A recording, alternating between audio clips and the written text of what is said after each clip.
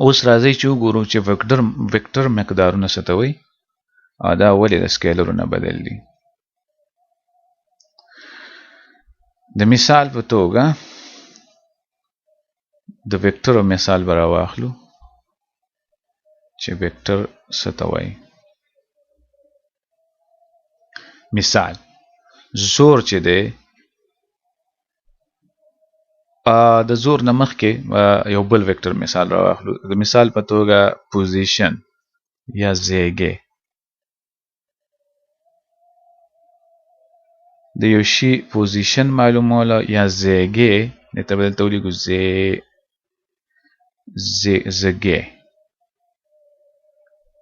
زیږې.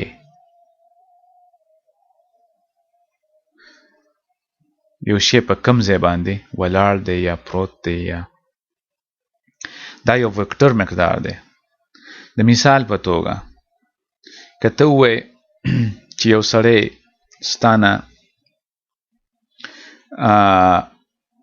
2 میټره لرې دی، ته دلته ولاړې او یو سړی ستانه 2 میټره لرې دی، نو د دې مطلب دا شو چې ته د یو بل سړي پوزیشن ښایې. نو تا وویلې چې 2 میټره په 2 میټره فاصله دی ستانه. نو که موږ په دغه ځای باندې ایسار شو نو موږ څه وکړو؟ موږ یو میګنیچیوډ وښودو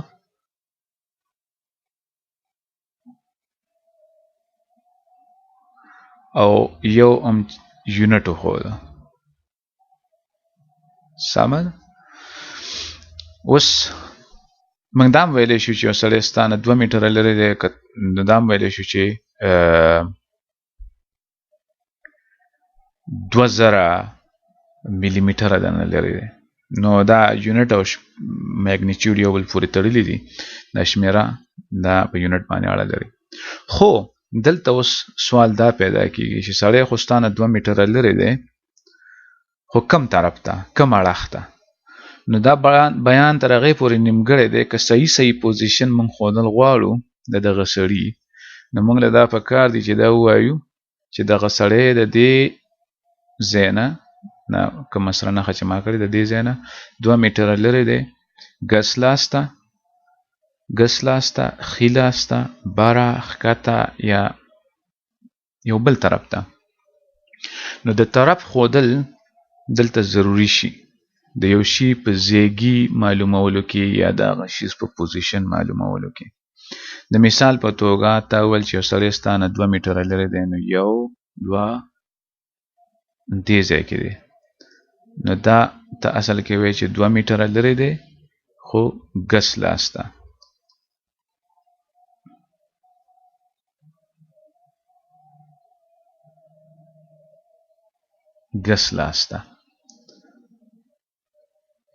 سمه.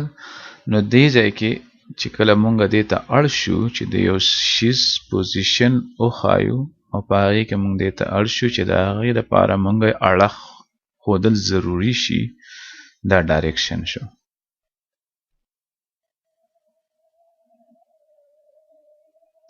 نو دغسې مقدار ته مونږ وکټر وایو.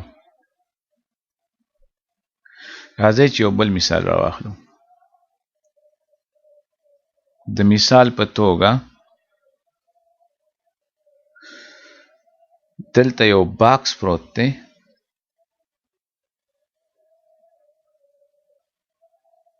دا یو باکس دی یا یو بلاک دی او دا دلته پروت دی په دې ځای باندې. او تا ته څوک دا ووایي چې په دې باکس باندې زور ولګوه چې د خپل ځای نه لرې کړي، نو یا دې باکس له دیکه ورکړه، زور یا فورس چې کوم دی په ده باندې ولګوه، زور پې ولګوه، فورس. په عام ژوند کې موږ وایو دا باکس دیکه کا، دا باکس راکاږه، دا باکس لرې کا. نو موږ دا وایو چې په د باندې څه خاص زور لګاو. نو موږ د ویکټر خبره کو. زور چې کوم دی دا یو ویکټر دی. اوس دا زور خو به موږ وروسته پیژنو، خو زور چې کوم دی دا مونږه کته ته څوک دا وایي چې په د باندې 10 نیوټنه زور ولګوه، 10 نیوټنه زور پې ولګوه. دا مونږ بیا وروسته زده کړو چې د زور یونټ چې کوم دی نه هغه نیوټن دی. دا ولې دی دا به بیا مونږ وروسته زده کړو، خو فلحال داسې وګڼئ چې د یو یونټ دی چې هغې ته نیوټن وایي. نو تا د چا شمېره درکړه چې 10 نیوټنه زور او یو یونټ درکړو، خو بیا پوښتنه دا پیدا کېږي چې ته خو به دا 10 نیوټنه زور په دې باندې ولګې، خو دا په کوم طرف ته ولګې؟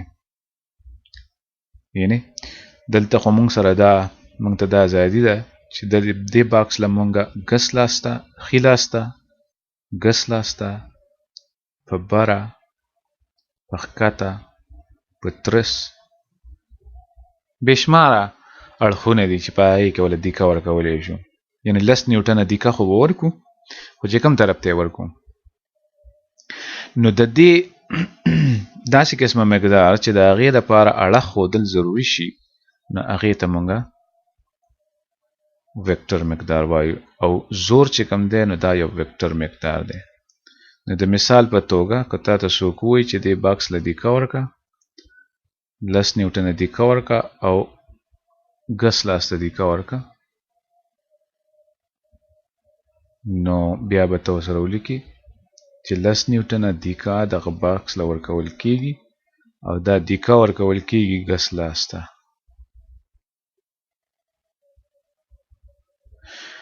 نو په دې کې بیا مونږ اړ شو چې د دې مقدار دپاره اړخ وښیو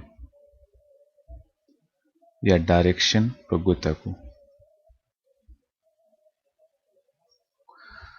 دغسې مقدارونو ته مونږ ویکټر وایو.